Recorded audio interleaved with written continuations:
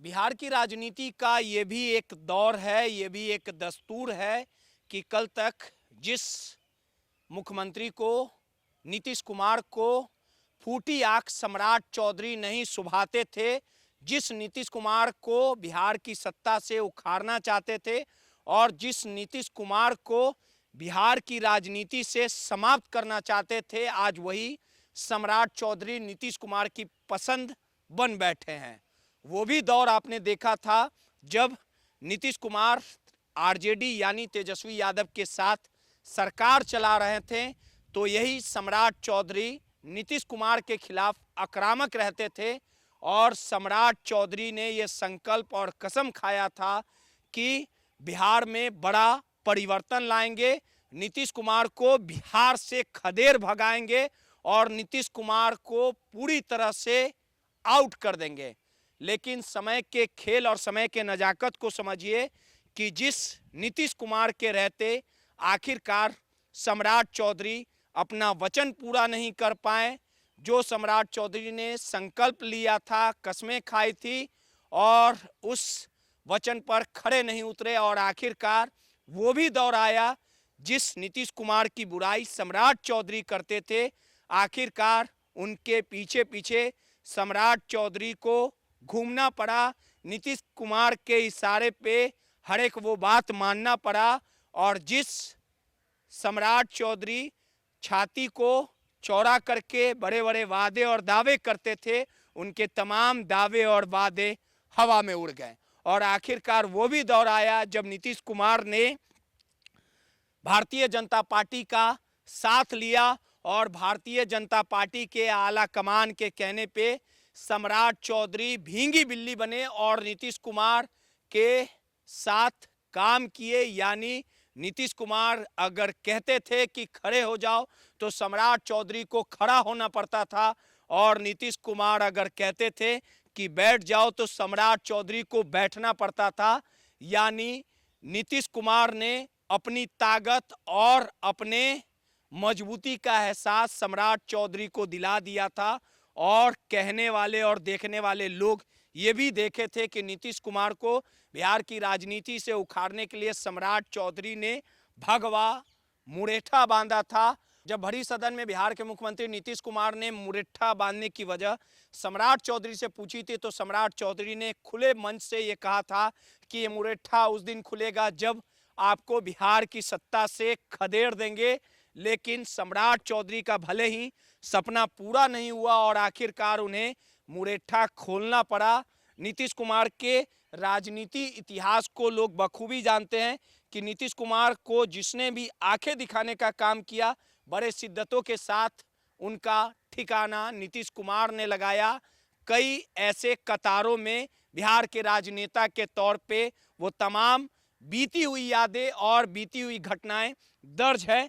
लेकिन सबसे बड़ा सवाल है कि जिस नीतीश कुमार और सम्राट चौधरी में 36 का आंकड़ा चलता था, आखिर नीतीश कुमार की पहली पसंद कैसे बन बैठे, आखिर कैसे समृद्धि यात्रा में नीतीश कुमार लगातार सम्राट चौधरी को अपनी पहली पसंद बताने लगे।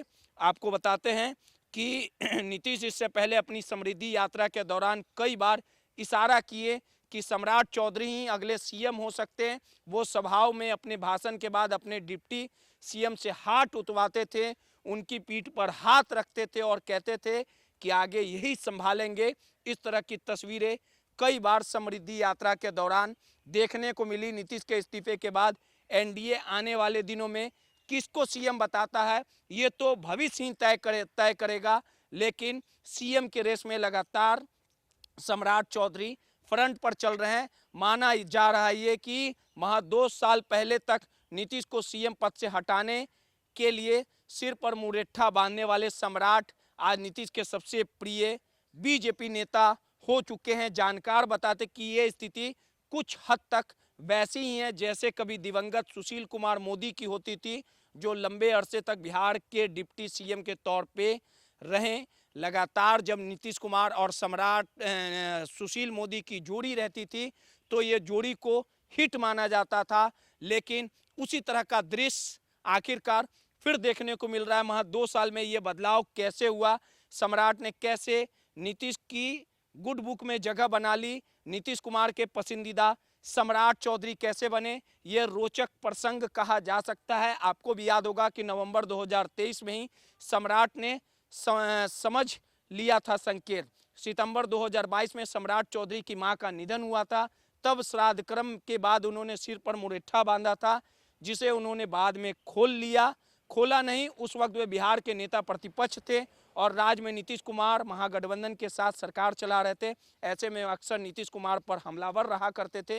बाद में उन्हें बिहार बीजेपी का अध्यक्ष बनाया गया। यह तमाम आपको बीती हुई घटनाएं बता रहे हैं। और इसी दौरान जुलाई 2023 में एक दिन बिहार विधानसभा परिषद में मुख्यमंत्री नीतीश कुमार ने उनसे पूछ लिया कि आपने सिर पर ये क्या बांधा है। तो सम्राट चौधरी ने मीडिया से कहा था कि मैंने संकल्प लिया है। जवाब में उन्होंने कहा था कि नीतीश कुमार आपको मैं हटाऊंगा, तब इसीलिए ये मुरेठा बांधा है। ये उन दिनों की बात है। बीजेपी के नीतीश के रिश्ते लगातार तल्ख रहे। इसका कारण सिर्फ राज्य में महागठबंधन की सरकार होना नहीं था, बल्कि नीतीश द्वारा बीजेपी का केंद्र की सत्ता से हटाने के लिए देश भर में विपक्षी को एकजुट करने का अभियान भी था। जून 2023 में पटना में इसकी पहली बैठक हुई थी। तब सम्राट लगातार नीतीश कुमार पर हमलावर थे और बार बार कहते थे कि उन्हें हटाने के लिए उन्होंने मुरट्ठा बांधा है।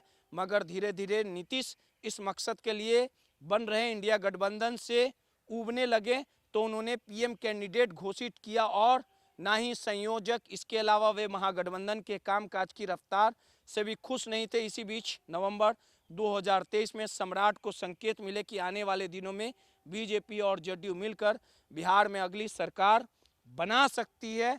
उस वक्त भी अनौपचारिक बातचीत में सम्राट ने यह कह दिया था कि पार्टी अगर कह देगी उन्हें हर आदेश मानना। उसके बाद वे मुरेठा के सवाल पर नरम पड़ने लगे और कई बार इसे टालने लगे थे।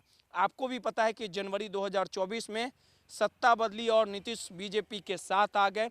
तब सम्राट उनके डिप्टी सीएम बने। सम्राट समझ चुके थे कि पार्टी हित और अपनी राजनीति को आगे बढ़ाने के लिए उन्हें अहम का त्याग करना पड़ेगा। इसके लिए सबसे जरूरी था मुरेठा उतारना। उन्होंने इसका तरीका निकाला और जुलाई 2024 में अयोध्या यात्रा के दौरान सिर मुड़वाकर सरयू नदी में अपनी पगड़ी विसर्जित कर दी। वे समझ रहे थे कि अब उनकी भूमिका बदल चुकी है। पार्टी उन्हें आगे बढ़ा रही थी। पहले नेता प्रतिपक्ष, फिर प्रदेश अध्यक्ष, फिर डिप्टी सीएम का पद। ये साफ था कि पार्टी बिहार में उन्हें अपना नंबर 1 नेता मान चुकी है। ऐसे में उनका अगला लक्ष्य नीतीश कुमार से रिश्ते बेहतर बनाना था। इसके 2 उद्देश्य थे। पहला यह कि बिहार की सत्ता के उत्तराधिकारी वे तभी बन सकते हैं जब उनकी पार्टी के साथ नीतीश का भी आशीर्वाद उन्हें मिले। दूसरा यह कि पार्टी चाहती थी कि नीतीश से रिश्ते बेहतर रहे ताकि वो किसी भी सूरत में आरजेडी के पास ना जाए। बीजेपी ना सिर्फ बिहार में अगला सीएम चाहती थी बल्कि वो नीतीश के मतदाताओं का समर्थन भी चाहती थी। इसीलिए वो आखिरी वक्त तक नीतीश को नाराज करने का जोखिम नहीं ले सकती थी। वहीं इस पूरे मामले को लेके जो बीजेपी ने आकलन कर लिया था कि नीतीश अपने स्वास्थ्य और दूसरी वजह से अधिकतम 2 से 2.5 साल तक बिहार की सत्ता संभालने की स्थिति में है। ऐसे में आखिरी वक्त जिस पर हाथ रख देंगे उनके वोटर उधर ही शिफ्ट कर जाएंगे। सम्राट की ये जिम्मेदारी भी थी कि नीतीश को आरजेडी की तरफ ना जाने दे। इसके लिए सम्राट का उनका भरोसा जीतना काफ़ी ज़रूरी था, जो उन्होंने बखूबी निभाया। 2.5 कदम पीछे रहकर सम्राट चौधरी ने नीतीश का भरोसा जीता। सम्राट के करीबी बताते हैं कि उन्होंने इस लक्ष्य को पूरा करने के लिए कई स्तरों पर काम किया। सबसे पहले उन्होंने पूर्व उप मुख्यमंत्री सुशील कुमार मोदी के सहयोगियों से संपर्क किया और उनसे सलाह ली कि कैसे नीतीश के भरोसेमंद बने। बाद के दिनों में उन्होंने पीएम मोदी से भी कुछ पर्सनल स्टाफ को भी अपने टीम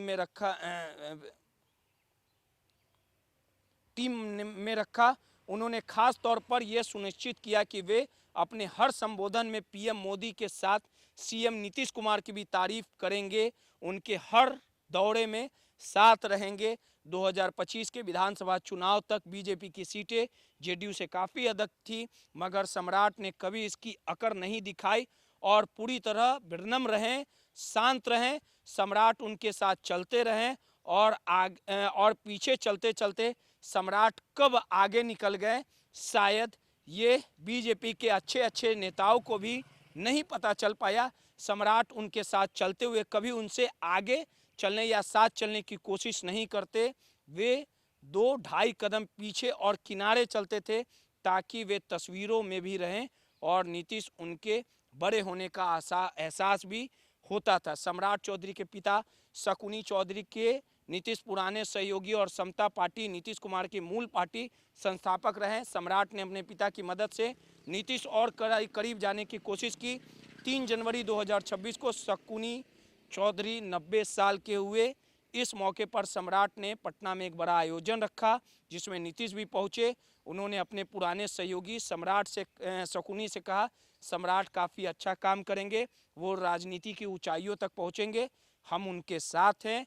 उधर शकुनी चौधरी ने यह कहकर रिश्ते को और बड़ा कर दिया कि उन्होंने लालू के शासन के खिलाफ जो लव कुश का बीज बोया था आज वो फल दे रहा है। दरअसल बिहार में लव कुश का अर्थ होता है कुर्मी और कुशवाहा जाति माना जाता है। नीतीश की कुर्मी जाति से आते हैं और सम्राट चौधरी कुशवाहा जाति से आते हैं। इन दोनों को राजनीतिक रूप से सहयोग जातियां माना जाता और नवंबर 2025 में चुनाव जीतने के बाद जब एनडीए की फिर से सरकार बनी तो 20 वर्षों में पहली बार गृह विभाग बीजेपी के पास गया। अब तक ये विभाग नीतीश के पास रहता था। इससे ऐसी खबरें चलने लगी कि बीजेपी गृह विभाग लेकर नीतीश को कमजोर करना चाहती है। यह विभाग सम्राट को मिला जिसमें दोनों के बीच मतभेद की खबरें आई। इसी बीच बढ़ते अपराध ने भी सम्राट को परेशानी में डाला। ऐसे में सम्राट ने बिहार विधानसभा के एक बयान देकर इनाम अटकलों पर विराम लगा दिया। उनका यह बयान नीतीश के प्रति समर्पण का बड़ा उदाहरण था। उन्होंने कहा, पिछले 20 साल से बिहार में सुशासन का राज चल रहा। मुख्यमंत्री नीतीश कुमार ने ऐसे सिस्टम को खड़ा किया कि किसी को कुछ कहने की ज़रूरत नहीं, करने की ज़रूरत नहीं। हम भी थाने तक नहीं जाते। पिछले 20 साल से मुख्यमंत्री जी गृह विभाग देख रहे थे।